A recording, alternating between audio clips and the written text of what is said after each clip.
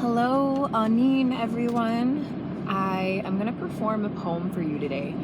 And I think it's sort of a good poem to close out the term. You know, I'm no longer Poet Laureate, but I'm still using my poetry as activism and still, trying to deliver those messages. And this poem was created for the purpose of performing it at the inauguration of the City Council, Mayor and City Council. And it's titled A Message from My Ancestors. So, I was sent here by my ancestors to deliver a message today, a message with a healed vision for the future. I stand up here, indigenous to this land, yet considered a minority due to a pejorative history. I stand up here, one of the few brown bodies left, one of the only brown bodies in every room, every crowd, every street corner in this city, never at table where law or policy is made, always settling for a vision of change, a prayer, or a poem.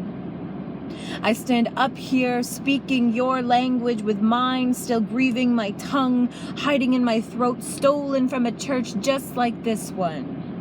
I'm the descendant of the ancestors they couldn't kill. They told me to reclaim and unearth what has been buried under their unmarked graves. When your lands have been colonized, you can fear taking up space. Advocating for a place that was not designed for you, it takes guts to speak up, they said, but in all honesty, all it takes is love. Everything I do and say is for truth, healing, and love for all our relations, the only reason any of us should be up here. There could not be healing and love without truth first, without uncomfortability, accountability without questioning, disrupting without yelling over their silence. I was sent by my ancestors to deliver a message here today. For the city of Negojuanong, colonially known as Peterborough, that it is indigenous knowledge, teachings, and wisdom that will sustain not only the community but the world.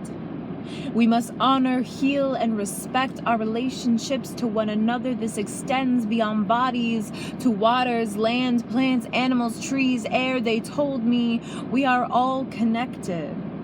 Take care of your kin. You are not any better, any worse than forest, lake, sky, the beggar, the addict, the activist, the councilor, the mayor, or if you have a few letters beside your name on a big shiny paper you got from a big fancy school. We are all connected. Our actions affect everyone. We are a community. For the man on the street corner, he's tired, he's cold, he's sick of remaining stagnant. We hand out change for their coffees, but not for their futures. Hunger is violence. Homelessness is violence, period. We've been convinced that broken property is violence, but forget that this man just froze to death. That window will be replaced, his life will not. Eviction rates for sidewalks are at an all-time high. Complacency is at an all-time high. For the survivor of overdose, the lives lost to both poverty and addiction. For the woman who overdosed today, who was a girl yesterday, who become another statistic tomorrow, came from the same womb of water, went to the same school as your daughters, the same systems you foster. When we leave people behind, we don't give the word community justice. Justice is not served when we stay serving those who have already had first helpings. You shouldn't get seconds till everyone has had a plate. With a living wage is $19, but minimum wage is $14. Boomers buy your houses for 2 shillings, and mine is 2 million, knocking at the doors of the housing system who can't buy the white picket fence life when the picket fence is the only thing up for rent.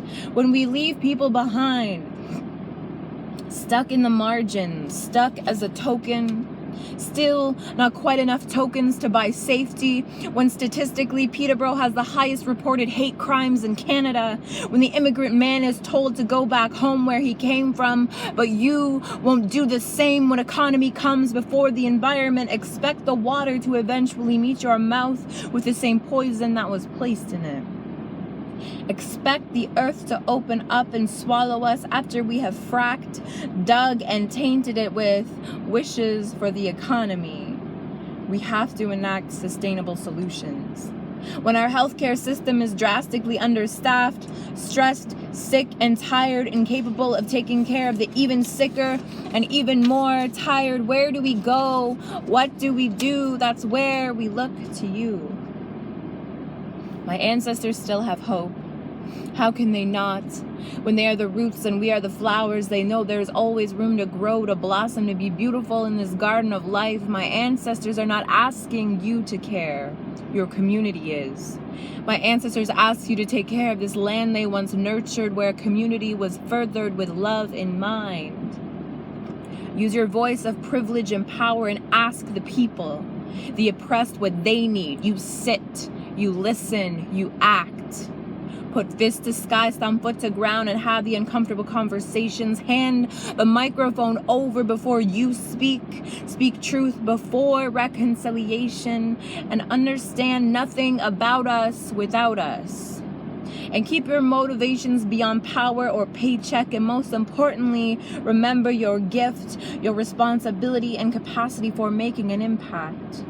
As Lila Watson says, if you have come to help me, you're wasting your time. If you have come because your liberation is bound up with mine, then let us work together. I was sent here by my ancestors to deliver a message today, a message with a healed vision for the future. Will you rise to the occasion? Will you restore faith in governance? Will you do it for love? Miigwech.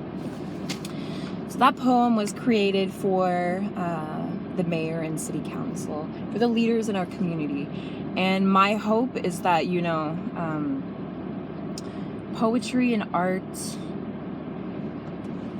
extends beyond words and extends beyond a dream and a vision, as mentioned before.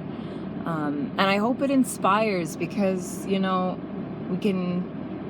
leaders can talk and they can make everything sound pretty, on paper and at the podium. But when it comes down to making decisions for our community, for those who are homeless, for those who cannot afford housing, for those who struggle with mental health and addiction in our community, your actions speak louder than the words. Or when you say you like my poem, there's a difference between liking it and finding inspiration from it and doing something about it. So I hope the leaders of our community can, hear the cries for help from, all of the community members, from the people who are suffering, from the people who are literally just trying to survive this winter. So, miigwech, and here's to positive change, and hoping that people enact that positive change in the community.